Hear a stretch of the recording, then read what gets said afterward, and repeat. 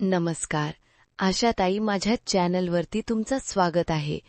आज मी तुम्हाला जानेवारी 2026 मध्ये किशोरवयीन मुलींची बैठक कशी लिहायची याबद्दल माहिती सांगत आहे. किशोरवयीन मुलींची बैठक शाळा, कॉलेज, ग्रामपंचायत तुमचे कार्यक्षेत्रामध्ये घेऊ शकता. किशोरवयीन बैठकची तारीख निश्चित करावी व त्याची पूर्वसूचना द्यावी. मासिक पाळी म्हणजे काय? मासिक पाळी ही मुलींच्या शरीरामध्ये होणारी एक नैसर्गिक जैविक प्रक्रिया आहे.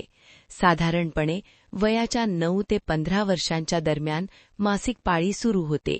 याला पाळी, मासिक धर्म किंवा ऋतुस्राव असेही म्हणतात. किशोरवयीन मुलींसाठी पाळीचे महत्त्व.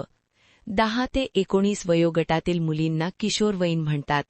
या काळात शरीरात व मनामध्ये अनेक बदल होतात. त्यामध्ये मासिक पाळी ही एक महत्त्वाची प्रक्रिया आहे. किशोरवयीन मुलींच्या पाळीविषयी गैरसमज. किशोरवयीन मुलींमध्ये मासिक पाळीविषयी अनेक गैरसमज असतात. त्यामुळे काही वेळा मुलींना मानसिक त्रास होतो. अशा गैरसमजांना दूर करणे आवश्यक आहे. मासिक पाळी किती दिवस असते? साधारणपणे मासिक पाळी 3 ते 7 दिवसांपर्यंत असते. 2 पाळ्यांमधील अंतर साधारण 21 ते 35 दिवस असते. प्रत्येक मुलीमध्ये पाळीचा कालावधी वेगळा असू शकतो. मासिक पाळीतील सामान्य लक्षणे: पोटदुखी, कंबरदुखी, थकवा, डोकेदुखी, मळमळ, चिडचिड, अशक्तपणा, मूड बदल, चिडचिड होणे इत्यादी लक्षणे दिसू शकतात.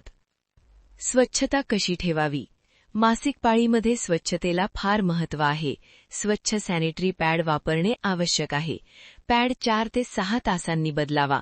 वापरलेला पॅड योग्य प्रकारे गुंडाळून टाकावा. स्वच्छता न ठेवल्यास आजार होऊ शकतात. योग्य आहाराचे महत्त्व. मासिक पाळीत योग्य आहार घेणे अत्यंत महत्त्वाचे आहे.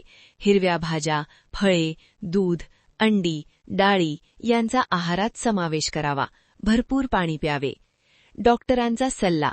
मासिक पाळीमध्ये खूप जास्त रक्तस्राव होत असल्यास, 7 दिवसांपेक्षा जास्त पाळी चालू असल्यास, असह्य वेदना होत असतील किंवा पाळी येत नसेल तर डॉक्टरांचा सल्ला घेणे आवश्यक आहे. मासिक पाळी ही आजार नाही, लाजण्याची गोष्ट नाही. ही एक नैसर्गिक प्रक्रिया आहे. मासिक पाळीबद्दल योग्य माहिती असणे खूप महत्त्वाचे आहे.